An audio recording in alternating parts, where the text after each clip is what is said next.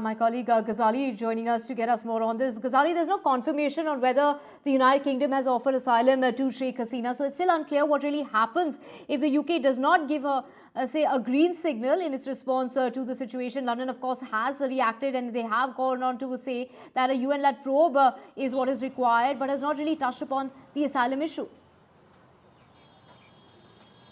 Yeah, the asylum issue still remains a suspense, and that shows the kind of hectic negotiations must be going on through the back channel talks to ensure that Sheikh Hasina gets asylum in one of the countries.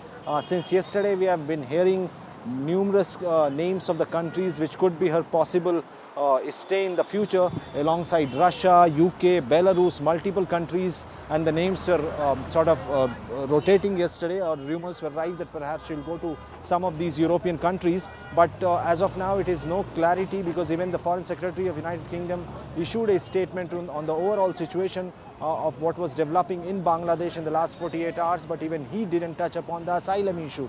So even Mr. Jaishankar, the Foreign Minister of India, held briefed the all-party meeting about the developments in Bangladesh, but there is no clarity that till when Sheikh Hasina is going to stay in India. Her daughter works with one of the organizations here in Delhi, and she's based here in the national capital.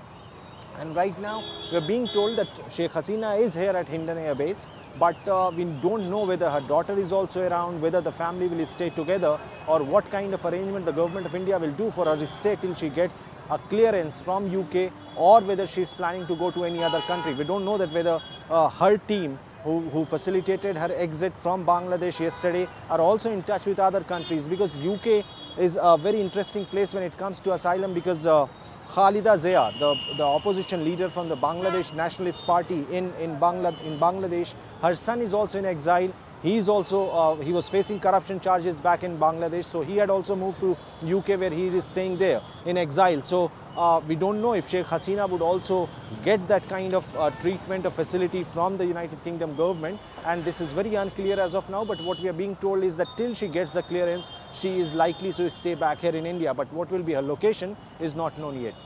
Right, Ghazali. So also the country faces quite a diplomatic dilemma when it comes to the relationship they've had, say, with Sheikh Hasina in the past. I mean, they had given refuge to her earlier as well. Will they be promising her the same stand, or will they be changing course this time around, is a big question, because really what complicates the relationship is the new suspension as far as Bangladesh is concerned. See, diplomacy doesn't work with the relation with one personality. Sheikh Hasina was the Prime Minister of Bangladesh, and that is when India had good relations with Bangladesh, or say the Hasina's government in Bangladesh. Now, since she is out of power, and this is not 70s or 80s when her family was given refuge in India, India is not in a position to antagonize the people back there on the streets who were protesting since yesterday. The situation is still not calm. And India is also keeping an eye on multiple players. Over the years, perhaps India didn't develop that kind of relations with the opposition leaders, and it was not smart enough also to gauge the situation back in Bangladesh, which was building for the last 3 and 4 months when these protests took off against the quota system to those who have fought for the liberation war of 1971. So now the Indian government certainly finds itself in a kind of fix, a diplomatic fix, because they will also have to deal with those who will be ruling Bangladesh now, the people who will be running the interim government. Then you have the army chief who took all the important announcements and decisions yesterday of taking out Sheikh Hasina safely out of Bangladesh, and then asking people to calm down, and also promising that an interim government will be installed. So India will be keeping a close eye on those leaders who are whose name are who are the probable names to be in the new government in Bangladesh. And we know the characters or the kind of politics the two key parties, Jamaat Islami and Bangladesh Nationalist Party, has been practicing in Bangladesh. We of course know about Jamaat Islami, which was recently banned by the same Sheikh Hasina government a couple of weeks ago, and about the Bangladesh Nationalist Party that never missed any chance of fueling anti-India sentiments back there. Now, the kind of reports which are coming from inside Bangladesh of violence, and a sort of multiple incidents have been reported of attack against the minorities, though Jamaat Islami on their social media and its leader appealed people to stay calm and ensure that minorities are not harmed, while the bigger issue, the larger issue has been resolved, is that the Sheikh Hasina has resigned as the Prime Minister and she is no more in power. But India will also keep an eye on multiple issues which are multiple challenges for India. One, infiltration from across the border. We share around more than 4,000 kilometers of land border with Bangladesh, and we also have porous borders with Bangladesh, which connects with multiple states in the northeastern region. So India will be keeping a close eye on that, and as Saurav was also reporting that the Director General of BSF has visited those border areas to monitor the situation to ensure that there is no influx of infiltrators from that side.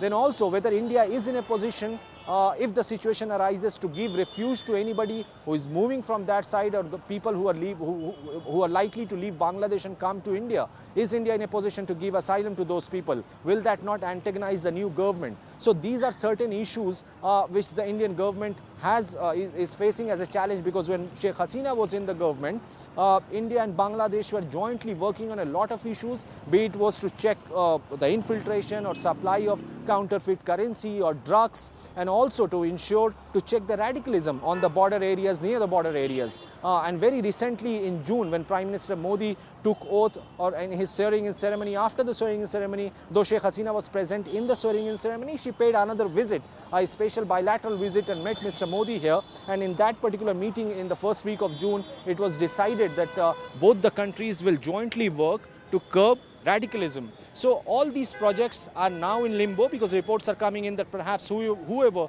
gets into power now in Bangladesh in the interim government will review all the previous decisions. So will the review scrutinize these kind of coordination between the two countries? Will the new government or the parties will also look through the diplomatic relations of what Sheikh Hasina had built in the last 10 years? So these are the real challenges, and sadly India will have to patiently wait and watch till the new government or the new party takes power or takes charge of the interim government in Bangladesh.